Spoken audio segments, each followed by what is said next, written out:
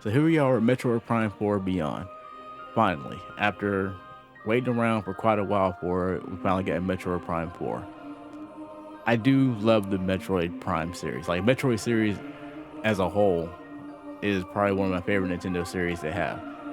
Metroid Prime originally, when the original first one came out, I didn't really like the idea of it going into, the whole first person exploration or first person shooter, however. I've heard it in different kinds of ways. We'll go with first person exploration.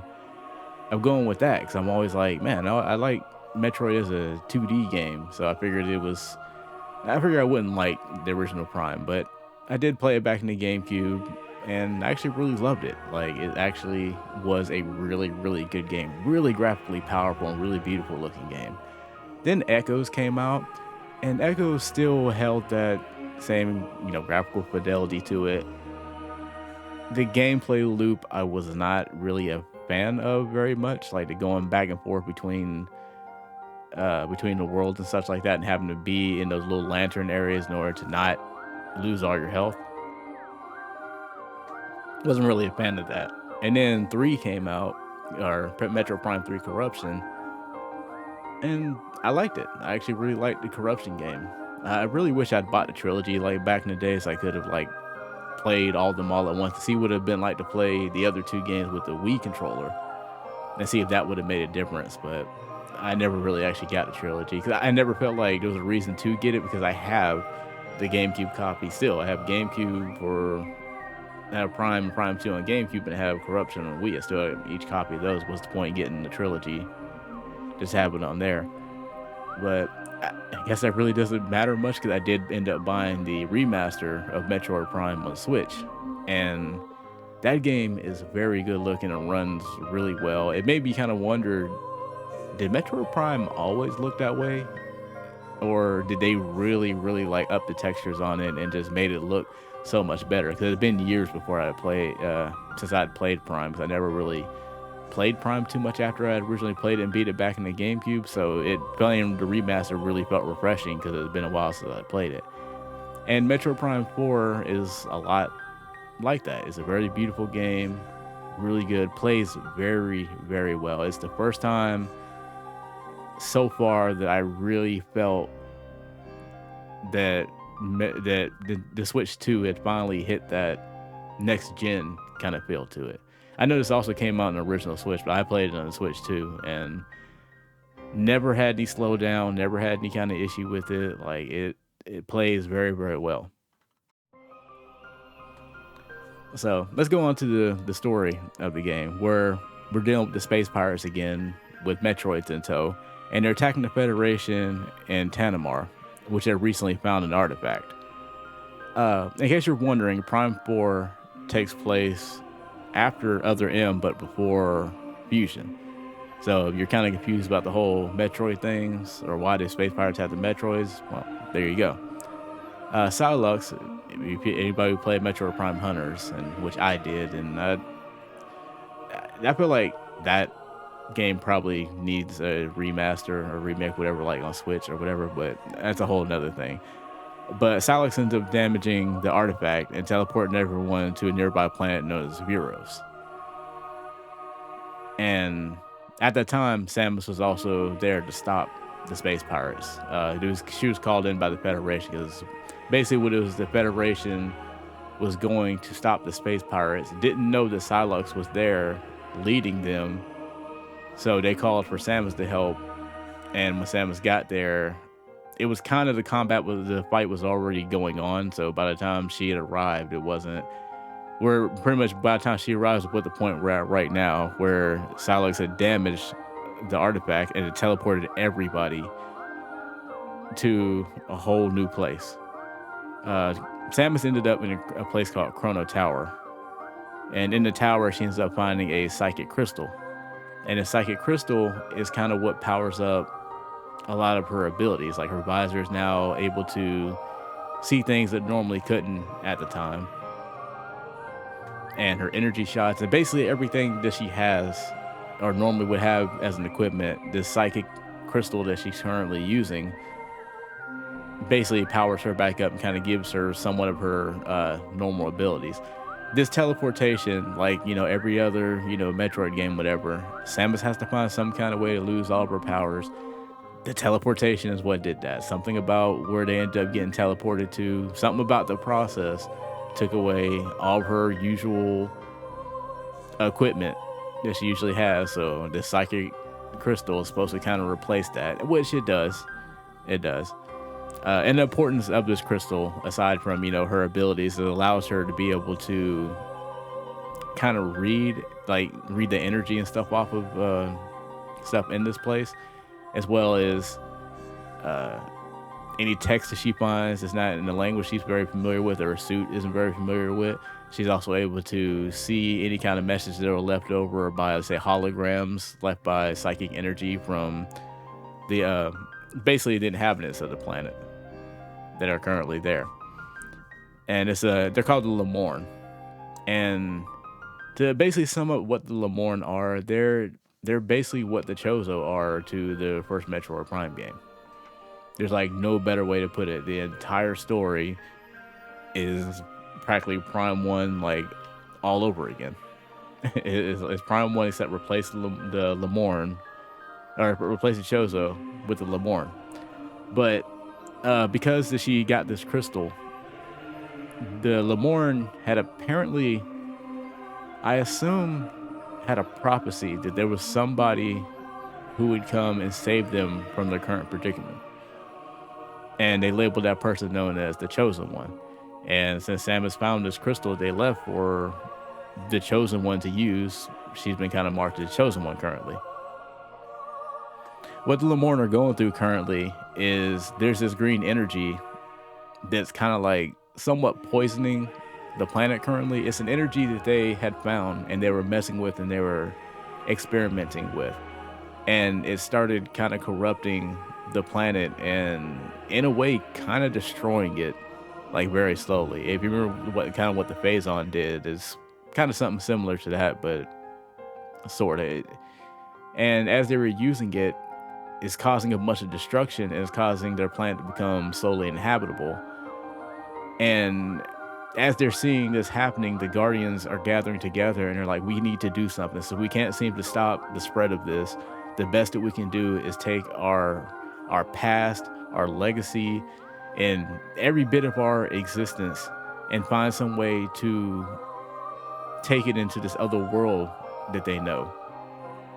But in order to do that, they have to gather up the energy and try to stay safe to do it. And they ended up getting far enough to lock their legacy up, and they split the keys into 5 different areas for when the Chosen comes. Hopefully the Chosen was able to do what they couldn't do, because by the time of corruption and everything that happened, everybody had died.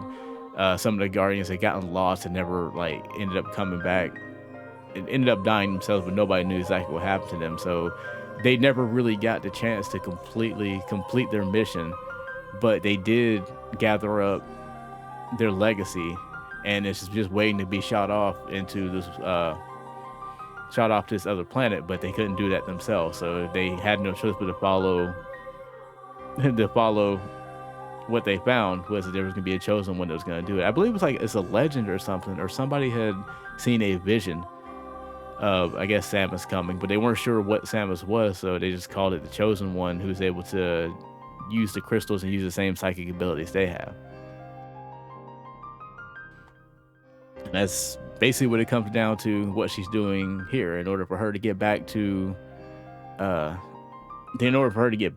normal planet, she has to not only find all the other Galactic Federation force soldiers that were with her, assuming there's any alive, and she has to go find these 5 crystals to open this warp to be able to send their legacy off, and for her to be able to end up going back home.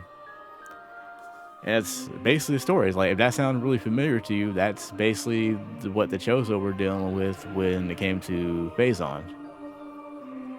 And that's really all it is to it. It's kind of odd to me, because I didn't really notice it as I was playing it until after close, when I was done with the game. I was like, yeah, this is basically just the Chozo story all over again, down to the keys, a legacy, and them being kind of extinct for the most part, and it being kind of their own doing for that's pretty much their own doing.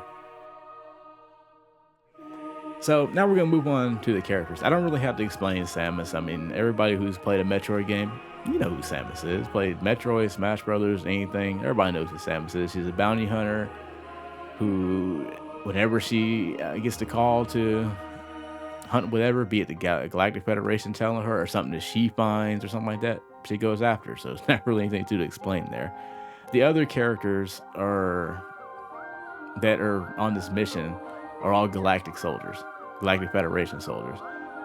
And I do know that everybody was complaining before the game it came out that there was a trailer that showed that you were getting kind of a sidekick that was going to help you, known as Miles McKenzie. And I tried to avoid every trailer, every thing about this game I possibly could, but that was something that people couldn't stop reporting on. So I ended up finding out that you do have a human character who is there. So this is not like Metroid Prime, where Samus is completely by herself, alone and isolated for the most part, except for the Chozo that are lingering there. But basically, she was by herself in Metroid Prime. This one, no, there's Galactic Federation soldiers there as well, and the first one you run into is Miles McKenzie. He's not anywhere near as bad as everybody seemed like he was going to be. He's an engineer. He helps you build stuff. He ups your equipment for you, opens certain kind of doors. He's really good with the technology is there, or the best that he can actually read and find with it. And he's not a bad character. A bit of a goof. I mean, he's a bit of a goofball character, but he doesn't ruin anything. He's actually a decent character who just doesn't get in the way, and he's kind of stays at the hub area that you find, so he's not constantly walking around with you. He's not constantly bothering you on the comms. I mean, that can happen later on in the game if you are exploring too much and you have an objective. You will start getting calls on the comms a little bit too frequently, but not as bad as everybody thinks. This isn't a Navi situation. So the next Federation soldier you find is Rigger Takabi, and he's a sniper. Each one of them have a rank. I don't quite remember what the ranks are. I believe he might have been a corporal, I'm guessing. I'm not sure if I remember, but he may have been a corporal. But he is a sniper, and he's a very honorable character. He considers himself a hunter because apparently it runs in his family. So when he talks to Samus, he kind of feels like they have a kinship of, we're both hunters. You're more of a bounty hunter. I'm, more of a hunter for the Federation. I'm a sniper and stuff. So we kind of, he kind of feels like they're kind of on even grounds in that one. But he's a really decent character he's probably the one you find out the most about as a character, because he does tell you his history and other things of that nature. He's a pretty decent character. He's actually pretty good. At first he doesn't come off as too decent. He's a bit distant or whatever, but once you once you find him and stuff like that, you get to know him, he's a pretty decent character. I wish there was more about him, but like I said, you get more about him than you do the other characters. So now let's move to Ezra Duke, who is a sergeant. And he's basically the leader. He's not the leader of all the Galactic Federation characters you find. He has a different platoon, whatever he has. So he's not really over. He's only over, I think, like one person or whatever you also find. So he's not their leader, but he's a good leader. Everybody respects him. Yeah, he looks at Samus as I'm a leader. I know you were also. I know what your history is and stuff like that. So he kind of treats them as like they're kind of like war buddies, like him and Samus. I don't think they know each other. I really don't think Samus knows any of these people because it doesn't seem like it. But Samus doesn't talk, so you don't really know.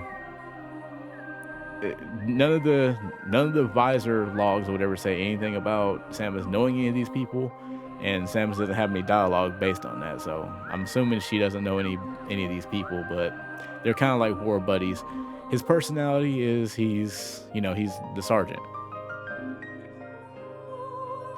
He's the leader, so he's kind of like he's always alert for everything that's going on. He's kind of the take charge kind of person. Alone, like I said, he's just a decent person who's also a soldier, so you're kind of like soldier type personality with each other. The person that he's over is Nora Armstrong, who is a researcher. and them two are semi close to each other. They're in the same platoon. She works under him. He's a bit, like I said, he's a bit of a soldier type or whatever. So there's not much going on other than he's caring. He's willing to defend people or whatever. But he's a soldier all in all. She's, like I said, she's a researcher, so she's a lot more. She's younger, so she's more excitable about things and stuff like that. She's a researcher. She's curious. She's not really great at combat and stuff like that. He is, so that's why they're kind of teamed up together. When you find them both, you're not really sure what their relationship is, because when you find him, he's concerned where she's at, and he's like really kind of panicked and kind of thing or whatever. So you don't know, are they related to each other? Are they together? Or what their relationship is. But when it comes down to it, there's, like I said, he's her captain. So, obviously he's going to be worried, and she's kind of going to go off on her own a lot and do stuff that kind of gets her in a bit of trouble and stuff like that. But she's a really good character. Her base personality, other than being curious, is she's a fangirl for Samus. Like, she knows a lot about Samus and is really excited to meet her. And, she's Duke's gonna sit there and tell her to calm down every once in a while. But it was really nice to see a character just kind of admire Samus, because everybody's usually like, either well, I'm a soldier, either I don't like you, or I'm a soldier, you're a soldier, so that whole thing. But she's a very different for her, kind of admiring Samus and kind of wanting to, I don't even think she really wants to be like her. I think she's just kind of awestruck that Samus is a big legendary hero that she gets to kind of meet and kind of do a mission with unintentionally. So then we move to the next character of, I don't know how to put it, is VUE995. It's an android, basically a battle android. If you're familiar with the Galactic Federation Force game, he's basically like one of those suits, but he's actually a android mech himself, instead of somebody being inside of the mech suit. He's actually a combat robot. And there's not too much of a personality to him. Like, he's really good at combat, like he's supposed to be. He's a robot, so he's awkward with his conversation because there's nothing there. He's just following his directive. But there's not really too much of a character to him. He's really good. Like, he's really strong, and he ends up, breaking some walls and getting you to places, whatever, you couldn't really get on your own because you don't have the firepower that he's got. So he's cool to have around, but he's probably the least important of the characters, because of him just being a robot and there's nothing to really connect to. And then we have Psylocke, the game's villain, who, for all intents and purposes, is very, very unimportant. He doesn't show up very often, and you really don't know any of his deeper intentions of what he's doing, because, again, he follows that same issue of there's not a lot of dialogue that he has. You don't run into him very often. It's like this game is mostly based off the Lamore, the land. It's like everything else is important, and Samus and Psylocke are just happen to be here. In fact, Samus is more important. Like I said, she's the chosen one, so she has a mission and a purpose to help these people. Psylocke is like, he's just here, and he's not really much of a threat himself. Everything is the land and the monsters themselves that got created because of this green energy that's coming down. That's causing more of a problem than Psylocke ever does being here. So he's not very important of a character. It's like the only thing you know about him is he has an issue with Samus, and he really wants to take Samus down, and that's really it. There's no more character growth for him in this game, and there's not really a lot to say other than it's disappointing that he's not important, because we've been waiting to figure out what his deal was since Prime Hunters and a few times he showed up as a cameo. This game isn't going to do any of that for you, so that's where Psylocke falls off at. So now we get on to the gameplay. It's Metroid. It's Metroid Prime. It's like, if you played any Metroid Prime game in the past, that's how this game plays. You have the psychic abilities, which gives you just about everything that all her other abilities had done. Like, literally, like, there's almost barely anything in this that the psychic abilities does that's really different that some other equipment she's had in the past had done. Like her missile gets powered up by the psychic stuff. The her putting her fingers to the visor, or really to her temple or whatever. Same thing her visor does. You get the ability to see some of these invisible platforms. Her X-ray visor did that, so it's like they added the psychic ability to it, but there's a few small things here and there that you can do with it. But all in all, it's just another version of all the stuff she was always doing. Which, in the past games, that was the same problem too. The suit she got in Echo did that. The corruption, like everything that she always gets as a new ability in any of the Prime games, just covers for what she lost originally and doesn't really equal up to anything. Not that that's exactly a bad thing. I was just kind of hoping that the psychic abilities played a bigger part, because it is kind of the gimmick of the game that she's got psychic powers now, but it doesn't come off as being too much different than anything she's already had in the past. So, but the real gimmick that kind of changes things, sort of changes things, is Viola. That would be the bike that she gets. Another one of the things that I couldn't seem to get away from when it came to trailers and people talking about it. I really didn't want to know nothing about the bike, but it showed up as in one of the trailers, and that's really what the gimmick is. It's the bike that she's able to go around and drive around with it. Not everywhere. She's kind of limited to where she can use it at. A lot of places she can't use it, honestly. It's basically, the bike is what gets you around this area called Soul Valley. Soul Valley is kind of like the hub in the very center. It's this gigantic desert in the very center of the stage of this whole area, and then outside of these areas is where your dungeons, basically where the real game takes place, off with all the dungeon stuff you go through. And the bike is really just how you really get around, because you have to. You cannot walk that desert. It would take you, you can walk it, but it would take you so long to get from one place to another. You need that bike for getting around, for collecting a lot of your missile expansions, your bomb expansions, but the substitute that Samus gets in all the other Metroid games, a lot of that's in the desert, having to, use the Viola bike.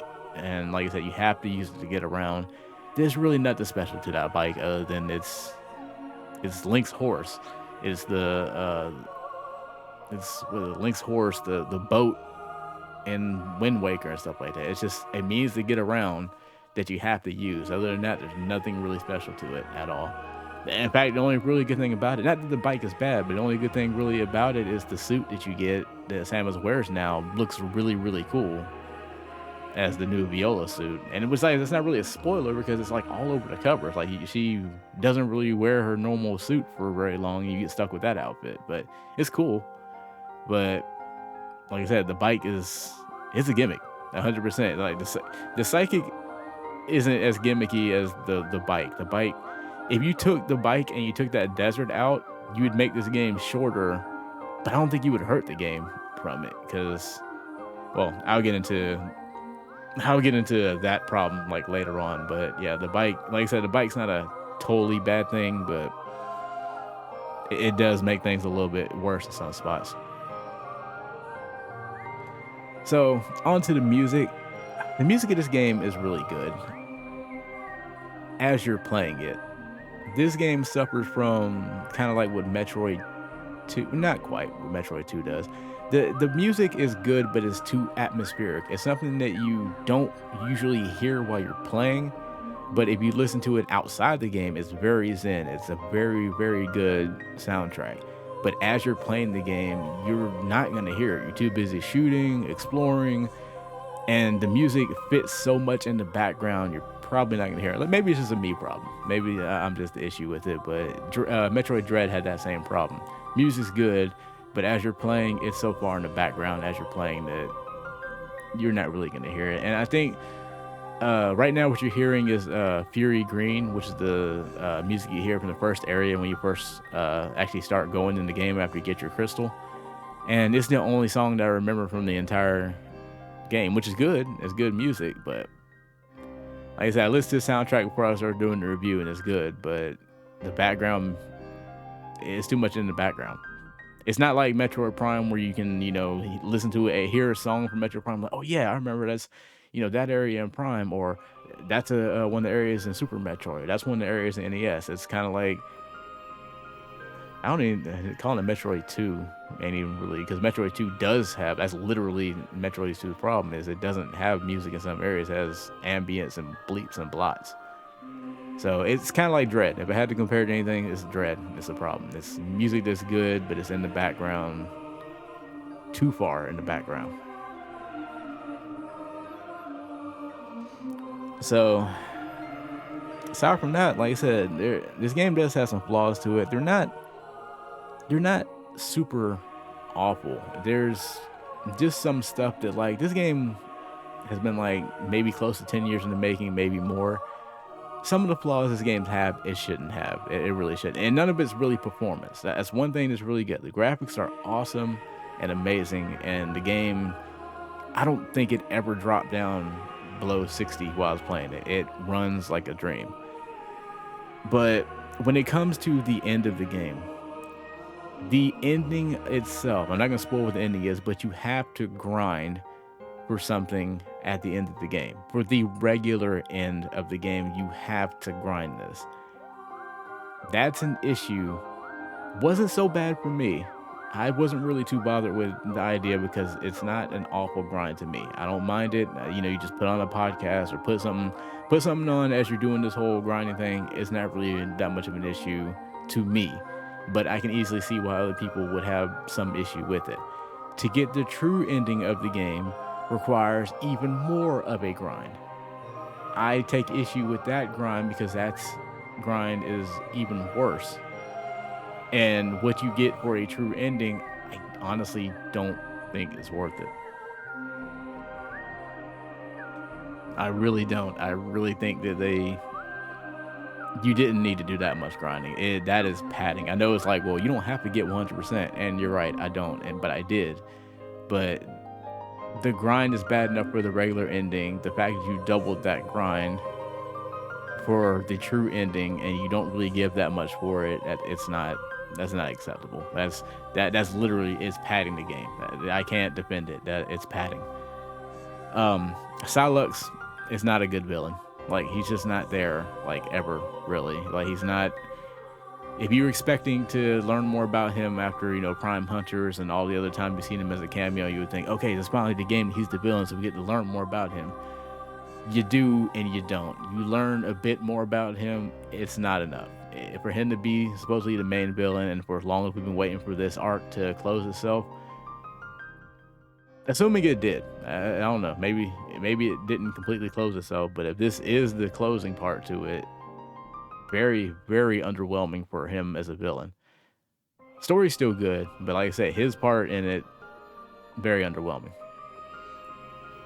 As I said, the music is not very memorable. Like I said, it's good listening to it outside the game. During the game, I wouldn't be surprised if most people aren't going to remember. It's just, like I said, it's just not exciting enough. The map is the issue, and this is where we're going to come in, like I said, with the Soul Valley issue, is that you have to go around and find items in Soul Valley.